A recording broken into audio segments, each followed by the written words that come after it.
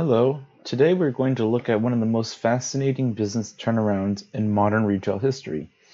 We'll be analyzing how Mattel took its flagship brand, Barbie, and rescued it from a severe cycle of controversy and declining relevance. This presentation is a strategic analysis based on my case study.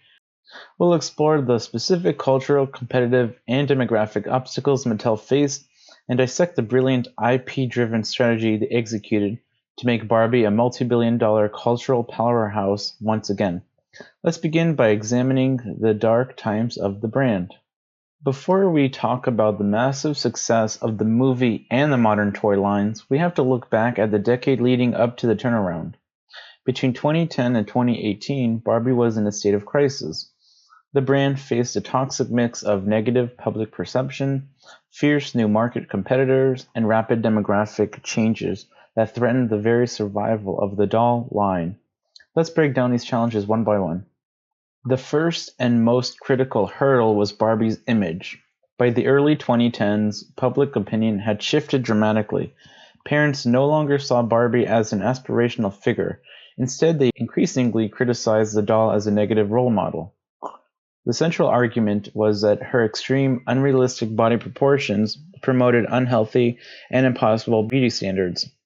Rather than inspiring young girls to think about future career opportunities, which was the doll's original purpose, studies showed that the toy's design led young girls to focus primarily on being skinny.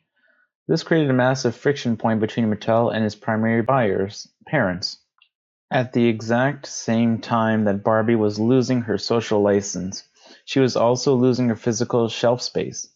Agile competitors began to aggressively chip away at Mattel's market share. Bratz dolls entered the scene with an edgy, fashion-forward aesthetic that immediately captured the older, trendier demographic of girls. Meanwhile, LEGO broke into the girls' toy market with its highly successful LEGO Friends line, offering constructive building block play. To make matters worse, Mattel lost its highly lucrative Disney Princess licensing contract to its chief rival, Hasbro, severely reducing Mattel's footprint in retail stores. Beyond social backlash and new competitors, Mattel faced a quiet but devastating shift in child development and consumer behavior, a phenomenon known as age compression. Due to the rapid rise of tablets, smartphones, and digital entertainment, children began abandoning physical toys at a much younger age. Historically, Barbie's core demographic was girls aged 7 to 8, but within just a few years, that target window compressed down to toddlers aged 3 and 4. This significantly shortened the customer life cycle. It became incredibly difficult to keep older children engaged with a physical plastic doll when they had a world of interactive digital screens at their fingertips. Facing an existential crisis and a severe lack of vision between 2014 and 2018, Mattel realized that minor product adjustments wouldn't save the brand. They needed a total paradigm shift. They had to transition from a company that simply manufactured plastic goods to an organization that managed elite global intellectual property. Let's look at how they executed this pivot. The turning point came in 2018 when Ynon Kreiz took over as CEO.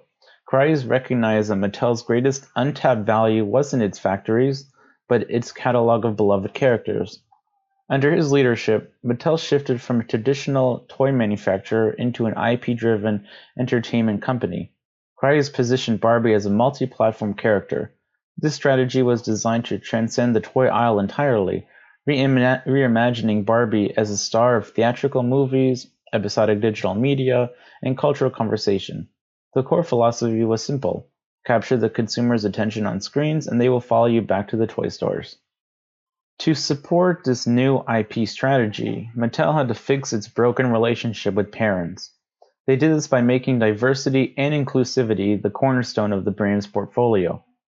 They launched the Barbie Fashionistas line, introducing multiple body types, including tall, curvy, and petite dolls, as well as a wide range of ethnicities, skin tones, and physical abilities. By dismantling the unrealistic one-size-fits-all standard of beauty, Mattel successfully realigned the brand with modern parental values, restored public trust, and expanded its global market reach. So where does the brand go from here? Building on the foundation in the case study, We have outlined 4 critical recommendations for continued growth. First, we must continue to diversify consumer reach, including expanding products specifically designed to break into the boys' toy market. Second, we must accelerate our high-quality multimedia and entertainment investments. Third, we must combat age compression directly by integrating physical play with digital components. And finally, we must ensure that every future product line strictly aligns with contemporary social values of empowerment and inclusivity. To visualize how these recommendations translate to operational success, let's look at this execution roadmap. Under diversity, we will broaden body types to drive global market relevance. On the digital front, we'll introduce Phygital products to extend the play life of older children. For content, we will continue pushing high-profile media partnerships to solidify our identity as an IP powerhouse. And finally, under the demographic pillar, we will launch inclusive and boy-focused lines to unlock entirely new customer segments. Let's zoom in on our most innovative recommendation, the Phygital play strategy. Since we know children are picking up smart devices earlier on, we shouldn't fight the digital tide, we should ride it. By pairing physical Barbie dolls with digital avatars, we can offer the best of both worlds. Imagine a child purchasing a physical doll that comes with a unique code. This code unlocks a digital avatar where children can input traits and stats like being friendly, brave, or outgoing. This fuses the internal personality building of digital play with the external imaginative storytelling of physical toys, keeping older children engaged far beyond age 4.